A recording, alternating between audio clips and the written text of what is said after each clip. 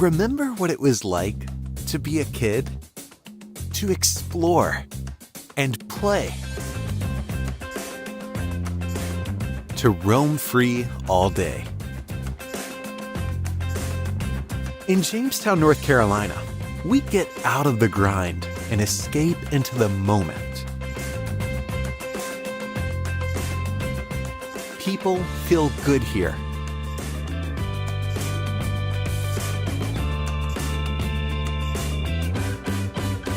Let loose here.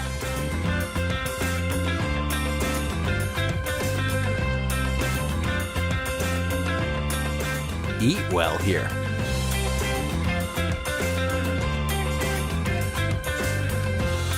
Feel swell here.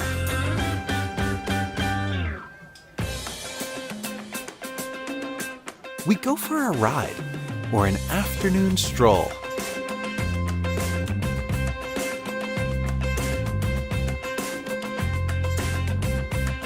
We cheer each other on.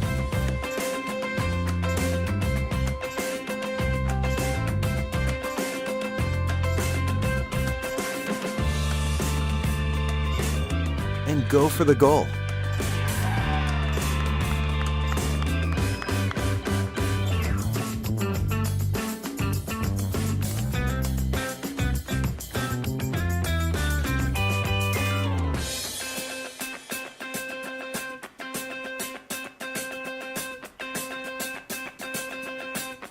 Here, a treasured history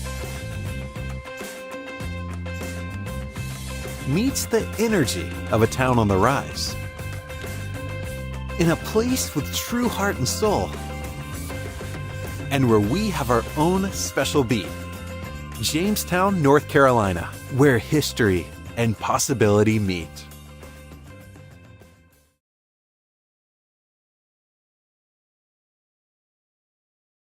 I'd like to call this meeting to order. Would the clerk please call the roll? Here. Councilmember Capes. Councilmember Strawn. Here. Councilmember Rayburn. Mayor Montgomery. Here. Madam Mayor, we have a quorum to open the meeting. We do not have a quorum of voting members, a majority of voting members. Okay. We have two council members who are in traffic trying to get here at this time.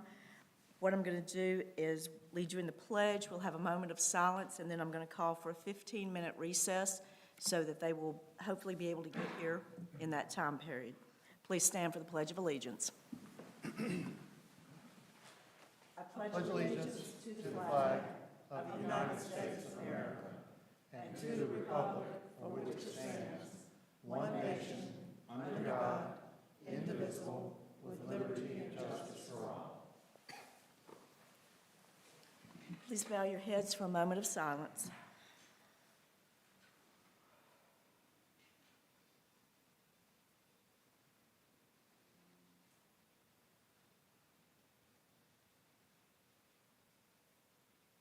Thank you.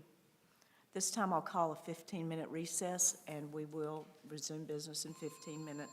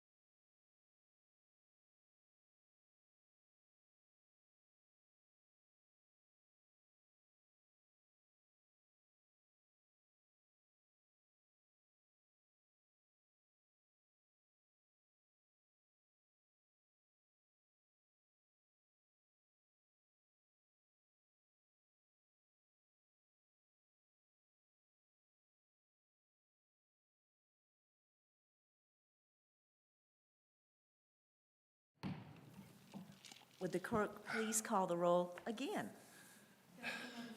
Here. Hi there, sorry. Councilmember Strawn, Here. Councilmember Rayborn, Mayor Montgomery. Here. Madam Mayor, we have a quorum and a majority of members present. Thank you very much. I appreciate your patience, everyone. Council, do we have any changes to the agenda? I do not. No, ma'am. I would make a motion to approve the consent agenda as presented. Second? Let's approve the agenda first. Okay, approve the agenda as presented. Second. All in favor? Aye. All opposed? Now could I have a motion to approve the consent agenda? A motion to approve the consent agenda as presented. Second? All in favor? Aye. All opposed? Nancy, has anyone signed up for public comment? Yes, Sherry Richmond. Please state your name and address, Sherry, and limit your comments to 3 minutes. Thank you.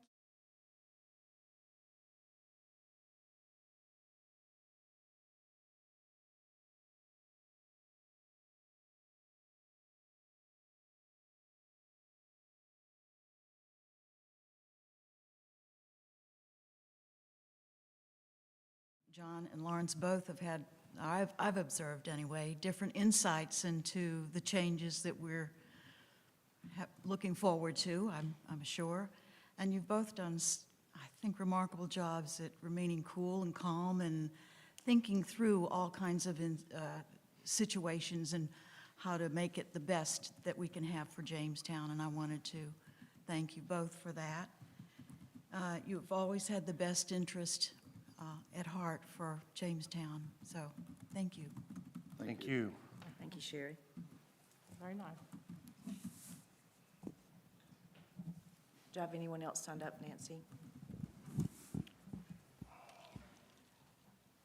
Yes. Jamie Hall.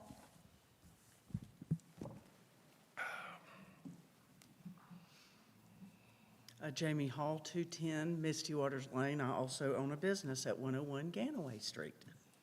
So I'm a double resident, let's say. But I am Jamie Hall. I am the president of the JBA. I also, like I said, own Emerge Skin Studio here in Jamestown, and I'm also a native of this fabulous town. Firstly, I want to say, as this lovely lady did, thank you guys so much, the mayor and council, for everything you've done.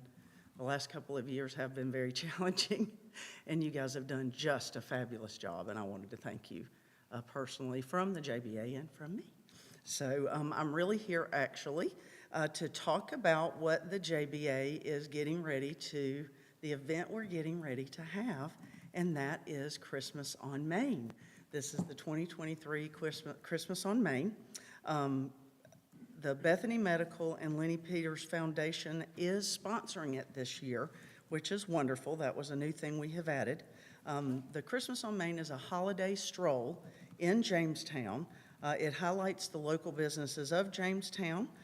It is a family fun time for shopping, food, music, and it, of course, encompasses the spirit of Christmas. The event is every Wednesday night in December before Christmas. The dates this year are December 6th, 13th, and 20th. Each Wednesday night it starts at 5:30 to 8 o'clock. The event will have, we've had such a fabulous response this year. We have 32 stops. This is the biggest one we've ever had. We're so excited. And it actually is spanning the entire length of Main Street, all the way from Jamestown Center, which is where Kisses for Kate and a new dance studio is, and all the way to the shops right behind Sheets. And so we actually had to get 2 trolleys this year. Nice. So we're very excited. I'm composing myself. I really am very excited. We're going to have photo spots this year.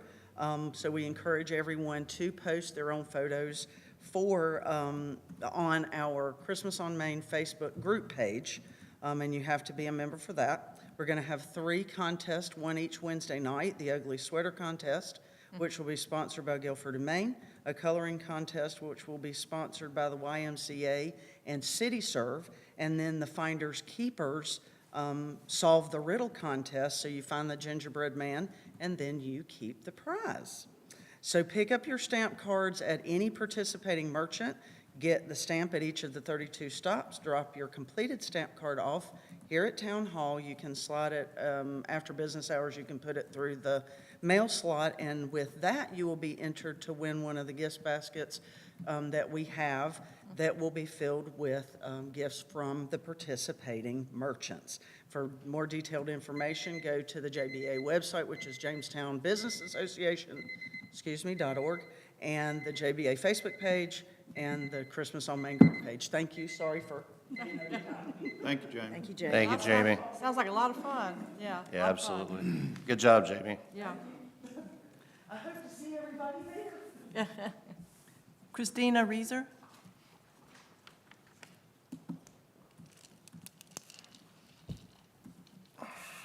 Christina Reeser, 2621 Glass House Road.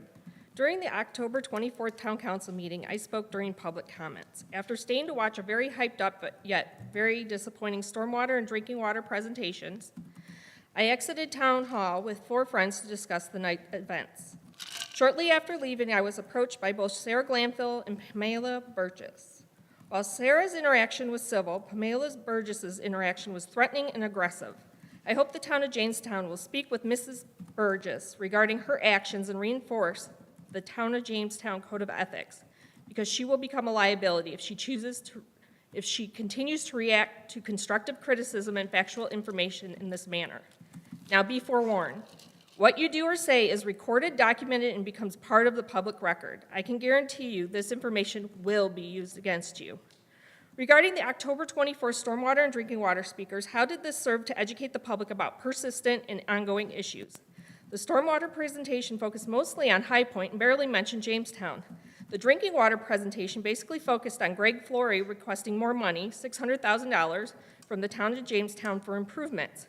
Yet nothing was spoken about the fact City of High Point's Eastside Wastewater Treatment Plant and the town of Jamestown Stormwater Program are both operating with expired permits. The most damning evidence of the evening was from the Councilman Lawrence Strong, who truly believes PFAS can be filtered out of the water. Had he done his research, he would know that PFAS cannot be filtered out of drinking water, as even the most expensive equipment available failed to perform in the remediation of seaboard chemical, which continues to contaminate a stretch of Deep River today and eventually makes it into our drinking water. Just ask your town-appointed PTRWA representative, Rich Glover, who is a non-Jamestown resident, worked on and continues to work on the seaboard remediation, as well as the Harvey Road development, and most likely other projects in and around Jamestown. And if residents and community members haven't heard, Aberdeen Boley once again had a release of untreated wastewater in a purported unnamed tributary reported to Jamestown News the day after municipal elections. Mind you, the unnamed tributary is Bull Run in Deep River. Per Councilman John Capes, the town of Jamestown is not responsible for managing the spill. However, Guilford Accounting Assessing and the town of Jamestown zoning map says something completely different. Aberdeen Boley property resides in the town's ETJ, which means the town's planning department is responsible for code enforcement. Mind you, previously in October 2022, after Aberdeen Boley spilled approximately 16,000 gallons of wastewater, NCDEQ's report noted equipment in disrepair. 30 days later, the equipment was still in disrepair. I would presume this equipment was never repaired since the town had incorrectly absolved themselves from any responsibility regarding anything Aberdeen Boley. However, how is it similar unreported events happened last year and now, after much scrutiny, the most recent event was reported only to the Jamestown News? My question, does the town even have an emergency management plan in place for various scenarios, including harmful chemical spills into our drinking water? Thank you. Robert Frederick?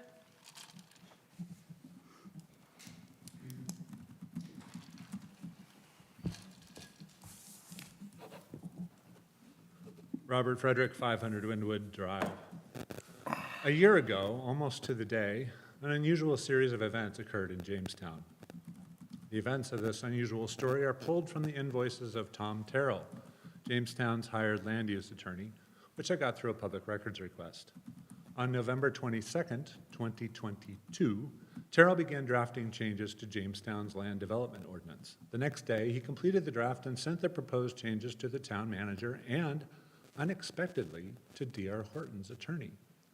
Then, on November 30th, D.R. Horton misrepresented Terrell's work as its own. So a billion-dollar company took the attorney's work that our tax dollars paid for, that Jamestown's town manager had reviewed, and represented that work as D.R. Horton's. Terrell's invoices also record a meeting about a week later, on December 5th, 2022, between Terrell, Jamestown staff, Jamestown's council, and representatives from D.R. Horton. What happened at that meeting? Only those present know. I only learned about the December 5th, 2022 meeting because it was recorded in Terrell's invoices. But because council was present, the public should have been invited to attend. The public should have known about the meeting in advance.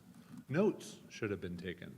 So this December 5th, 2022 meeting appears to have violated North Carolina's open meetings law.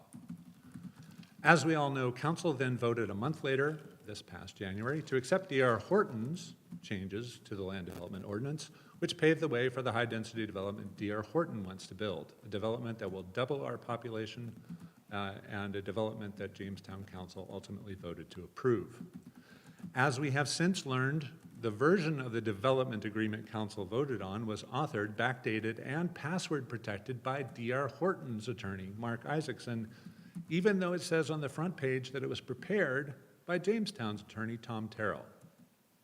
Since January, I have been seeking public records to understand Terrell's influence in this matter beyond what his invoices show. But the town manager demanded over $3,000 for these public records, citing staff's time. Public records belong to the public, as it says even in Jamestown's Code of Ethics. And Jamestown's staff time is already paid for by our taxes. The town manager ceased communication on this topic with me in April. About this issue, none of you have responded either. And you've had my most recent email to you for 2 full days now. And so it is this lack of transparency that prompted me to make this statement publicly. Thank you. No more. No more. Matthew?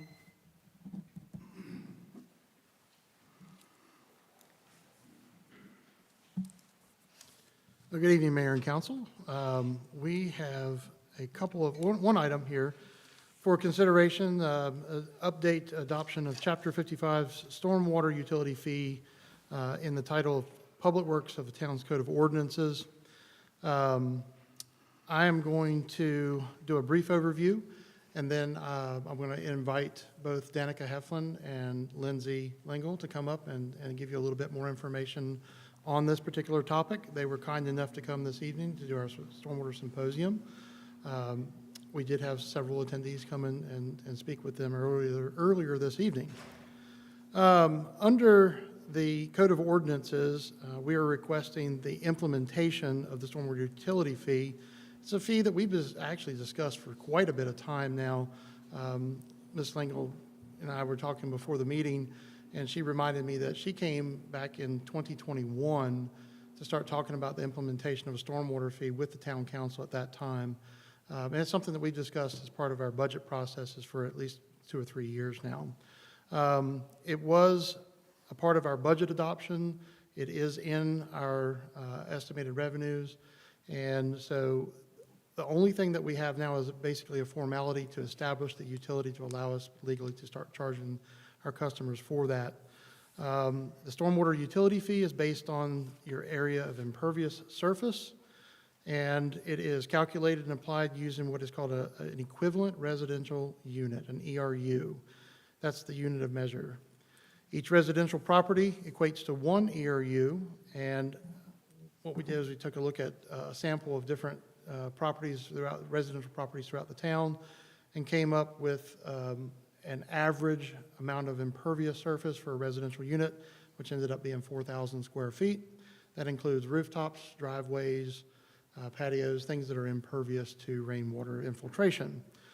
Non-residential properties will be measured, and the impervious area is going to be converted using the ERU by measuring the square footage of the impervious area and dividing by that ERU equivalent. I know that Mike has a graphic that he can put up for our folks listening at home, and I've provided you a copy at your desk of an example of what that looks like for a commercial property. So essentially, if you have a property that measures for 200,000 square feet of impervious area, you divide that out using the 4,000 square foot ERU equivalent. If that's 5 ERUs, you multiply 5 times $5 per, that's 1 ERU, $5, for a total of $25 per month. And that's just very simple math. I wanted to give you an idea of what that looks like. And at this time, we're asking that the rate be established and the collection procedure beginning with the bills to customers in January. Are there any questions about the utility at this time? Questions, council? Now, well, you and I had talked a little bit about how apartments would be handled, or your townhomes or condominiums. So if there is if the, let's say use townhomes, for example, if the townhome has an individual meter, we will assess that at the 1 ERU or $5 per month rate. Right. If it's an apartment complex, for example, and there are multiple units, and there's not an individual meter per unit, what we'll do is assess them by measuring all of the impervious area, then billing the property owners association or homeowners association. That whole building, yeah. Right. Okay. Thank you. And I'm going to invite, I'll start with Lindsay. I know that both she and Danica have some great information that they'd like to share with you about what the stormwater program I is have a about. quick Sure. question. Oh, yes, sir. I didn't know if John did. Go ahead. Or Mayor did. Do you? Now, go ahead. Okay.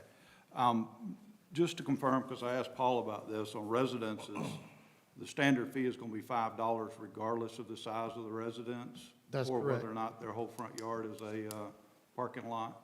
That's correct. Okay. Yep. All right. That's all I have. Thank you. Lindsay? Well, what was there, that exemption on there? There is an exemption Yeah. if you have less than 600 square feet of impervious surface. Okay.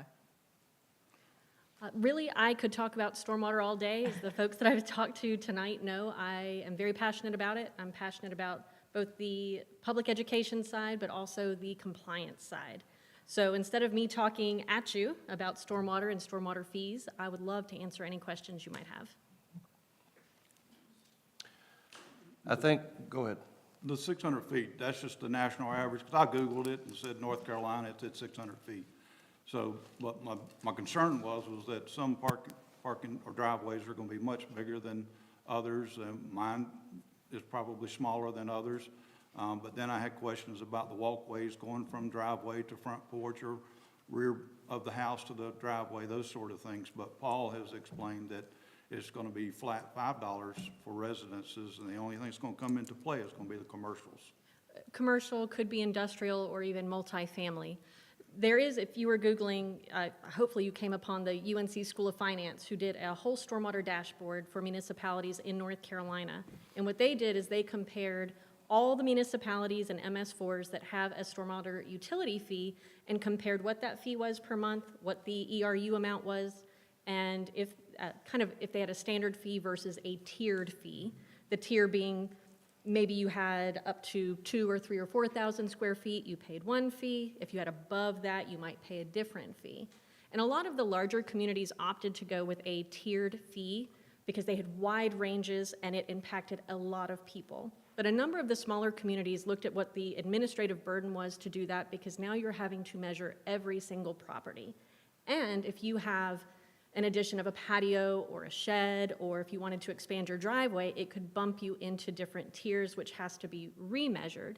So that was something that we looked at as a possibility, to do that tiered system so that you could have that, lower amount versus higher amount. And we found that the administrative burden behind that year in and year out was very high based on the revenue we would get. I remember I lived in Greensboro when they enacted this, and it was quite a big storm, and people were Well, if it doesn't rain for 6 months, do I have to pay for 6 months? Because the whole thing is the collection thereof and the maintenance of the stormwater system. If you got no water running through it, why should I have to pay? So those are some of the questions, but as well, Matt rattled off a few of the things, rooftops, walkways, patios, and those sort of things. But rooftop, the average rooftop's about 1,500 square feet. So you're beyond the 600 by almost 3 right there.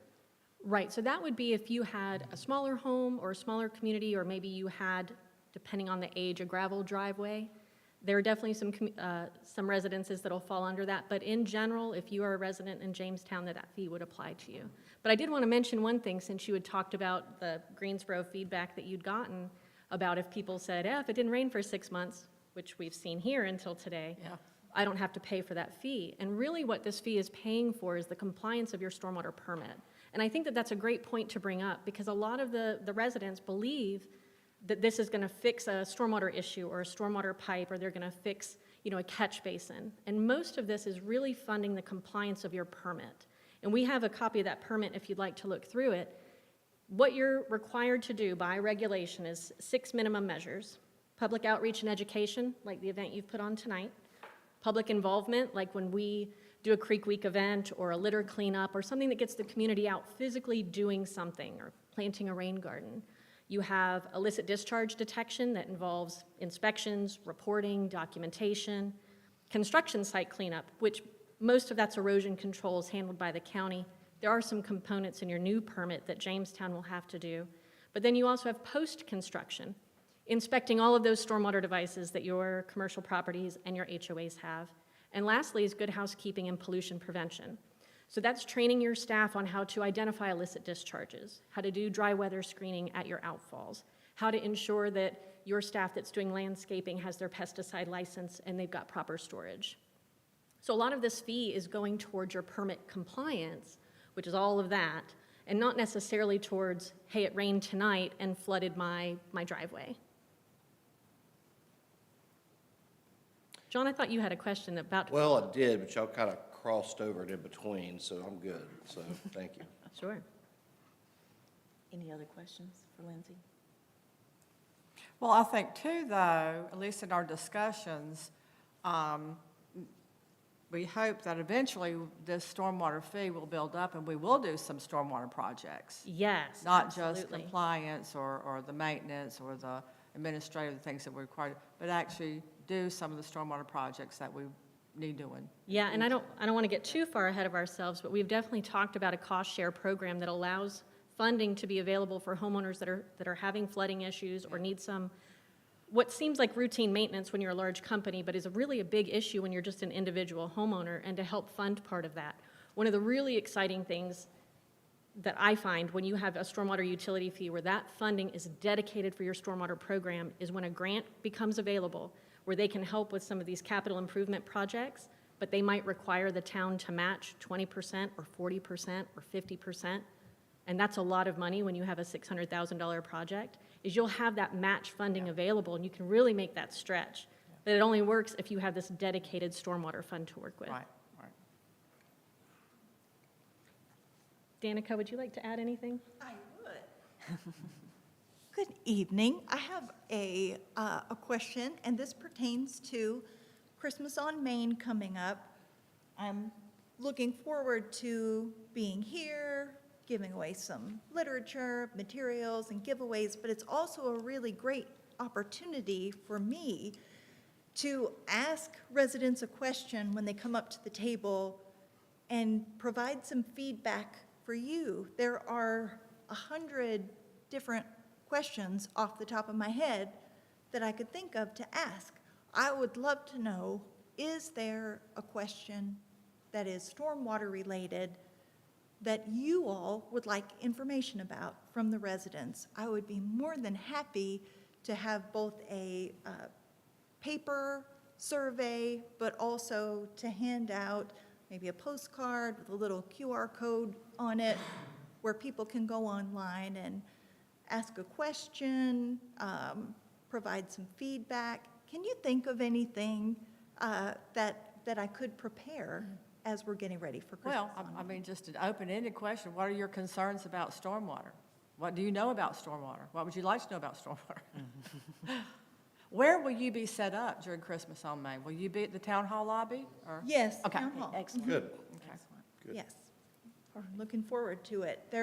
This is pretty unique, in my experience, to be able to come back for more than one event in the evening. And I'm really curious to see what kind of foot traffic you get, what kind of questions people have, the different age groups. We have different materials for just emerging learners, all the way up to folks who are maybe in a retirement community and are looking for a way to get involved. So I'm really, really curious to see who comes out.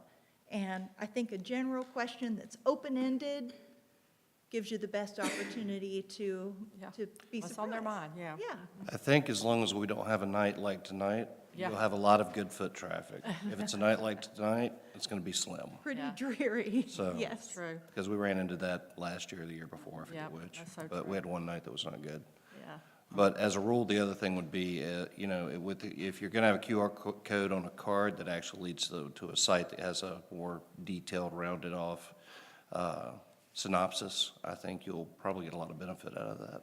I know sometimes people have a concern and they don't want, sometimes we'll have a really friendly exchange and they don't want to write something that they know I'll read right off the bat. Right. So I like to have some option where they can go online.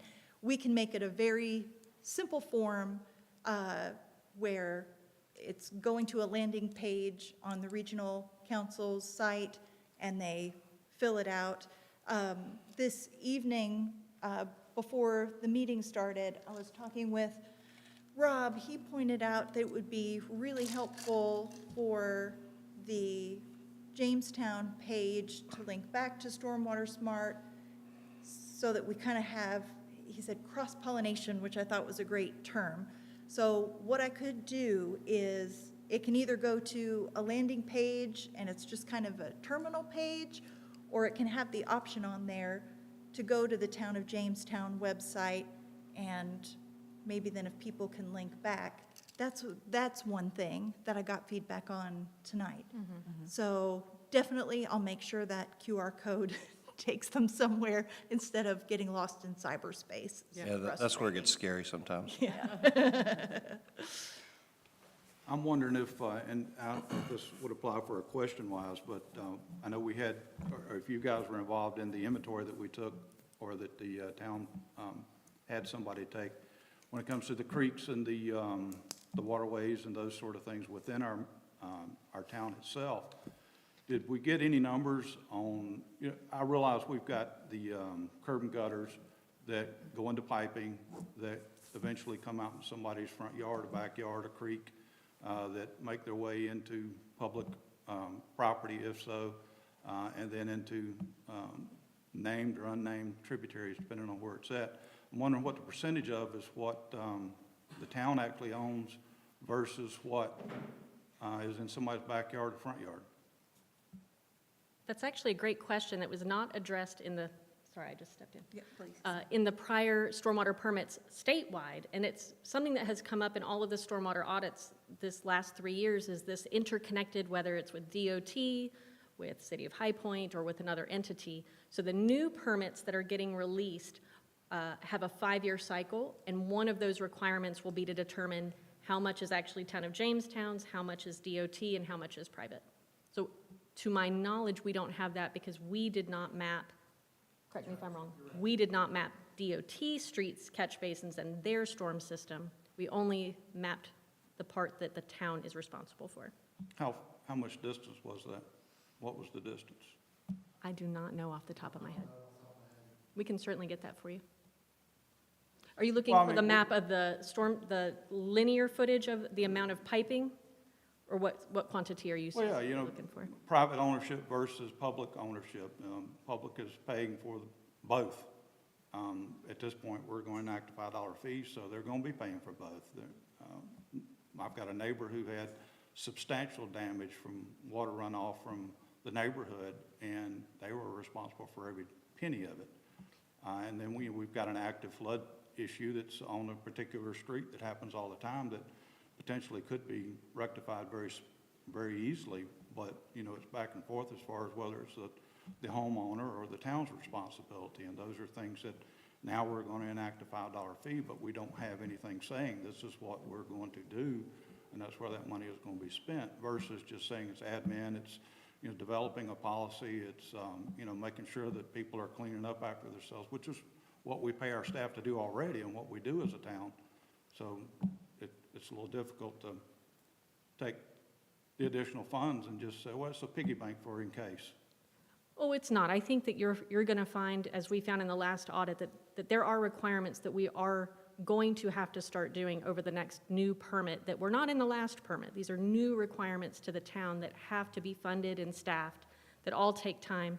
And one of the things I love to point out when I'm working with town councils of small MS4s, which is what Jamestown is that you all have the same requirements as High Point. High Point has a staff of 6 dedicated stormwater staff members, and you don't have a single dedicated staff member, but the town is still required to do all the same things that the city of High Point is for their permit, which, you know, again, is a different story than fixing capital improvement projects, but your actual permit requirements are the same, whether you have 0 people, one person, or 6 people. And to the point about, you know, the flooding, and we run into that question all the time where folks are saying, I didn't even know I had a storm drain on my property. I didn't know I had to fix it. I have a sinkhole in my yard. And to me, it's very similar when you use the example of homeowners insurance. If your neighbor's tree fell on your house, your insurance pays for it, not your neighbor's. And it's because it is your property. It does not matter if it's your neighbor's tree, you know, the town's tree, and that's true with water too. It is your property, and therefore somebody else's insurance company or somebody else's stormwater fund can't pay for and do work on your private property.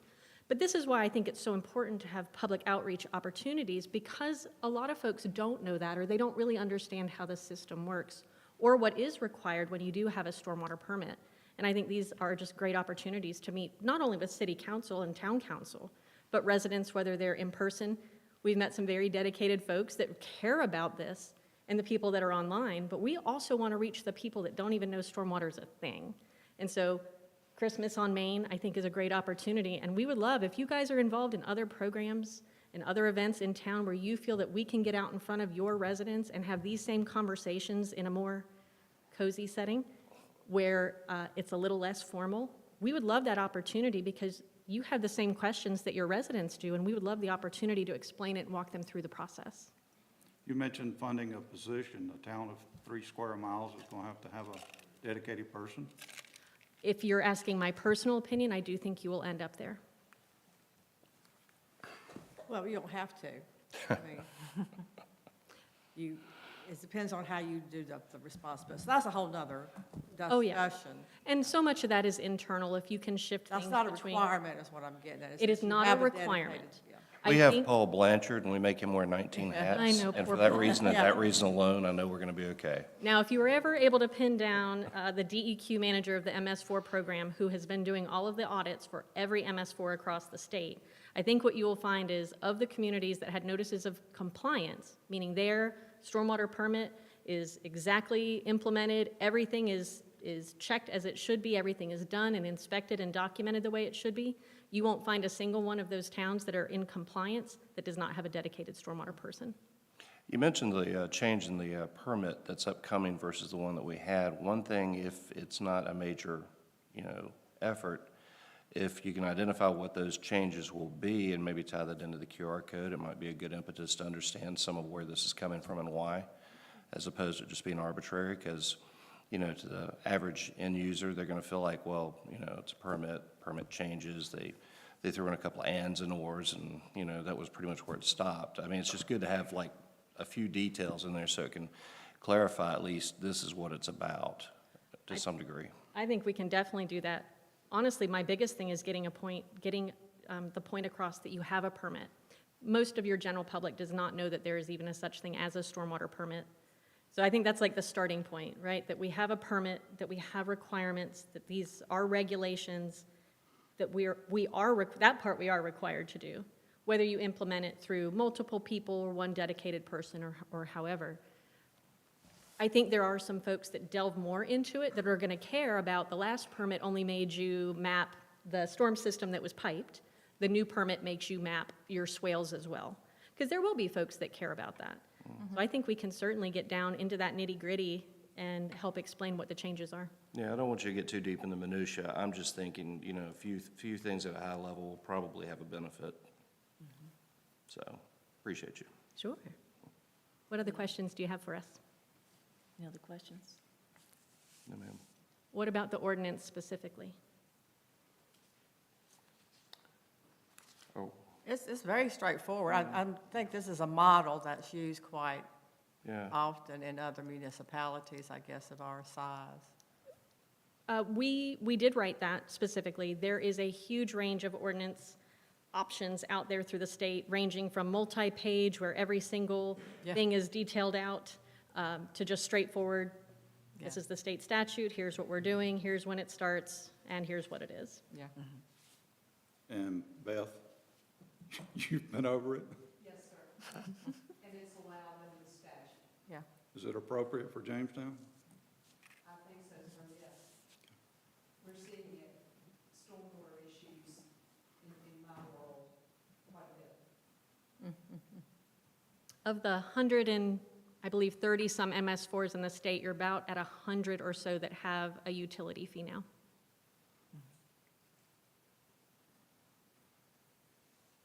Any other questions, Ken? No, ma'am. For me. Thank you all for your time. Thank you. very much. We appreciate you. At this time, we'll open the public comment or the public hearing for anyone who would like to speak. Yep. Is there any-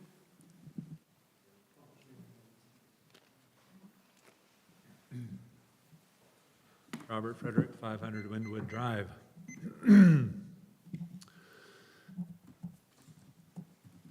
I see this as pretty much a done deal. And the reason I see it that way, this $5 fee that's going to be added, however it's added, is because it was already passed, essentially, by you all this past June in the budget. However, as Councilman Strawn made objection to the stormwater fee being passed on to the citizens, that was really the only time that we actually knew that it existed, we the citizens, that there was going to be this fee. You see, in the actual budget that was put out in the June meeting, there's no mention of any fees whatsoever in the council's packet from June 20th, 2023. No fees at all. Certainly no increases in fees. We knew about the $30 fee because that seemed like a lot of money, but the $5 fee added to it didn't seem like a lot, so it never ended up in there. And Councilmember Capes said, oh, well, we want a less complicated budget so that people can better understand it. Well, I'm one of those people, and I'd like to understand my money, how my money is going to be spent before you vote to spend it. So going forward, as you've also heard from me before, 3 years now in a row, we've had a budget message that hasn't been published in time, violating state law, as I understand it. So we need this information in advance, because we're at a point now in November where we're considering exactly how to implement something that was passed back in June, about which we should have known about in May, so that we could come to a public hearing and comment on it with our collected thoughts. This is, again, the transparency issue that came up in this past election, and for which I continue to have concerns. Now, the one thing that Lindsay just mentioned about how many towns in North Carolina have a fee, that's great, but how many towns in North Carolina also have a budget surplus every year? All this is really for you to do is to just say, you know what, we want to dedicate some of that money that we have, millions of dollars in the bank, and instead of charging $5 fee for each person for each month, let's just put a little of that aside, because it's not going to end up much, right? You've got it listed in your budget of how much it's gonna be, and it's not much.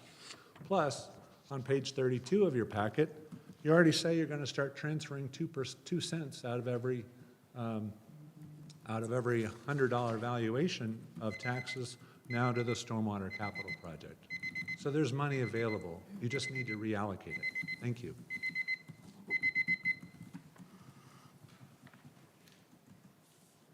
Do I have anyone else that would like to speak at this time?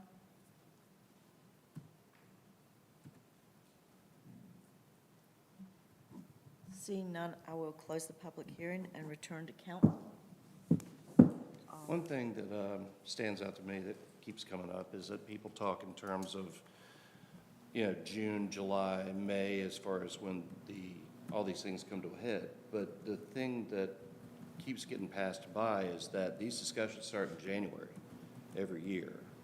And that's where our budgets start, and that's where the conversations begin.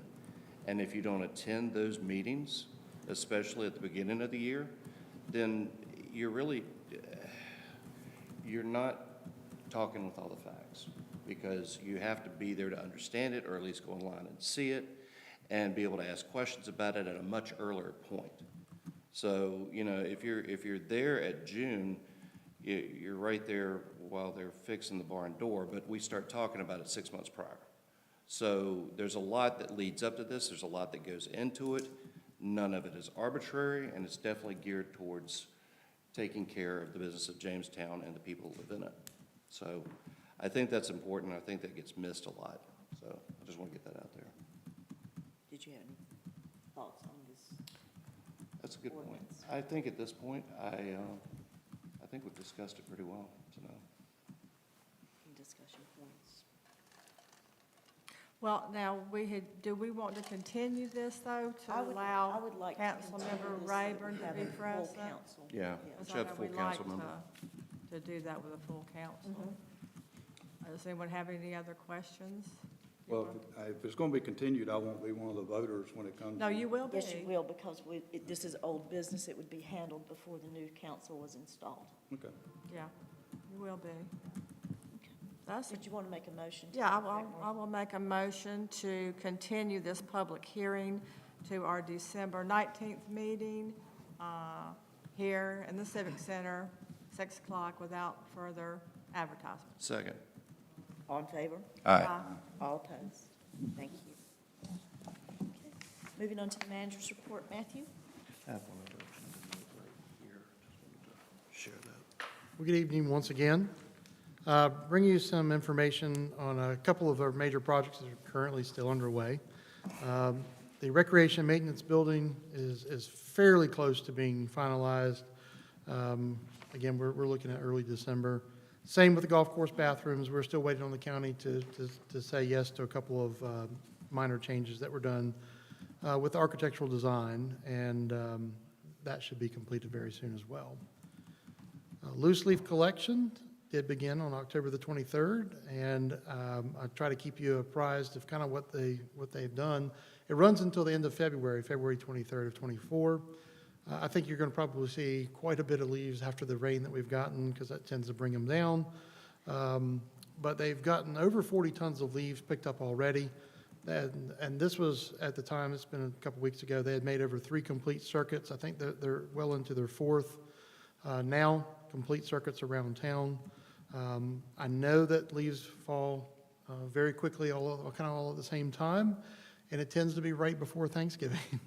So our crews are going to do the best they can to get those up before the Thanksgiving holiday.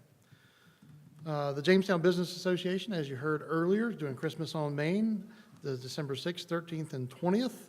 The businesses remain open until 8 p.m. to allow shoppers to come and visit local shops. And as Jamie said, you can find all of the information about Christmas on Main at the Jamestown Business Association's Facebook site. The Jamestown Rotary Club is going to be doing their annual Christmas parade here on Sunday, December the 3rd at 3 p.m. And this year, this is pretty neat, the club is also going to be doing a live stream of the event for those who can't attend in person. You're going to find a link to that on the town's Facebook page. We have put that out there already, but we'll refresh that just as a little closer to the event itself. We are offering an opportunity for children who'd like to send a letter to Santa Claus to grab a free letter here at Town Hall, fill it out, return it to the red Letters to Santa mailbox that's at Town Hall. And if the folks can get those get those letters back to us before 5 p.m. on December the 8th, we'll get those mailed out to Santa. And as long as you put a return address on the letter yourself, Santa should be able to send us a response. So we're looking forward to that. Finally, I'd like to say happy Thanksgiving to everybody. We're looking forward to having a good, safe holiday with good weather now that we've gotten the rain out of the way. We did need it. So, have any questions for me? Well, I was just going to verify, John and Lynn can help with that. The Christmas on Main, you'll still have the lobby, Town Hall lobby will be open with hot chocolate, Yep. 5:30 to 8. Yep. People can pick up their things here, or your stormwater will be here. Yep. Education, All the okay. above. We'll have several council members-elect, and staff that will be Okay. in the town hall lobby as well. Yep. Perfect. It's going to be fun. Thank you, Matthew. Thank you very much. Well, I didn't know, John, I got a quick question. On the golf course bathrooms, I got a phone call from a citizen the other day, and you know, I did the best explaining the process of bids as I could for that particular person. I was wondering if you have any idea how many companies actually bidded on those, or bid on those 2 bathroom setups? Paul may have to remind me, but I believe we had one responsible bidder on that particular project. Which the person that was riding with this person on the golf cart said, I'm a contractor and I could have done it for half that and still made a profit. I said, well, why didn't you bid? So just to encourage folks maybe openly that have contracting firms that, to get on our bidding list, to get, you know, the paperwork needed so that they can do bidding, so they can save the town some money like that versus, you know. Absolutely. We always look for very, qualified bidders. We try to keep a list of those. We try to send out invitations to everybody on our list. That's correct. Thank you. Yep. Anything else? Thank the guys doing the leaves, because I'm pretty sure about 5 tons came from my yard. I will certainly pass that along. Please. Thank you. Thank you. Thank you. Do you have any committee reports? Well, on November the 8th, we did, which was my birthday. I went to an 8:30 meeting on my birthday, just for y'all to know. Hey, January 17, I was here. We had a council Okay. meeting. At 8:30 in the morning. But anyhow, and there really wasn't anything specific to Jamestown, so. And they will not have a meeting in December. And then November the 14th, the TAC meeting, basically, all of the High Point MPO partners, you remember we approved the extension of the memorandum of understanding, and that has now been approved by all the members, so that has been done. And they also will not have a meeting in December. So that was pretty much, they wrapped that up for the year. All good here. Did you have any committees? No, you retired me from that group. Okay, I had nothing to report. Do we have anyone signed up for the second comment period? No. Do you have a motion to go into Motion to closed adjourn. session? Or we have to go into closed session? Oh, come on. Good try. Motion to go into closed I session. read right over that one. Reading. Oh, as per NC General Statute 143-318.11A3, attorney-client privilege, 301 Lee Street. Second? All in favor? Aye. All opposed? Thank you. Sorry about that.